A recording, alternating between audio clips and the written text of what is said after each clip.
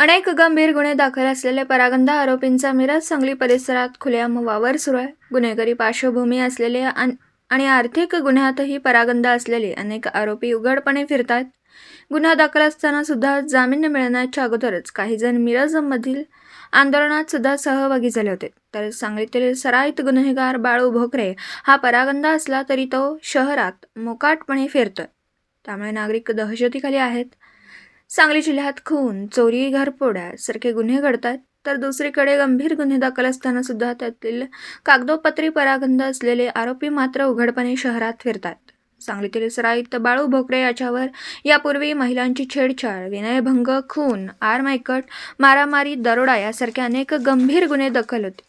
सांगली जिल्ह्यात दाखल झालेल्या पहिल्या मोक्यामधील तो एक आरोपी होता. तर सध्या सांगली शहर पोलिसात 2018ला दाखल असलेल्या गुन्ह्यात परागंदा आहे.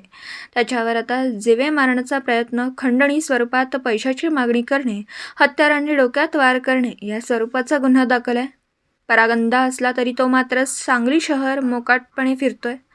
मिरजमधील तासगाव फाटा या ठिकाणी पण तो येत आहे. सांगलीत 18 डिसेंबरला बाळू भोकरे याचा वाढदिवस मोठ्या जंगी स्वरूपात साजरा करण्यात आला. भोकरेला ब्रँडेड बूट आणि कपडे भेट दिल्याचीही चर्चा आहे. त्याच्या मुक्त संचारामुळे परिसरातील नागरिकांबरोबरच महिला दहशतीखाली आहेत. तो नेमका कोणाच्या पाठबळामुळे शहरात मोकाट आहे असा सवाल उपस्थित होता. तर लाखो रुपयांची फसवणूक केल्याप्रकरणी 420 आणि MPAD सारखे गंभीर गुन्हे दाखल असलेल्या अनेक आरोपींना अजून अटक झाली नाही. त्यांना अटकपूर्व जामीन सुद्धा मिळालेला नाही. तरी मिरज, विश्रामबाग, तासगाव फाटा, सुभाषनगर या भागात वावर आहे. आर्थिक गुन्ह्यातील एक आरोपी तर मिरज तहसील कार्यालयाच्या आवारात दिवसभर असतो.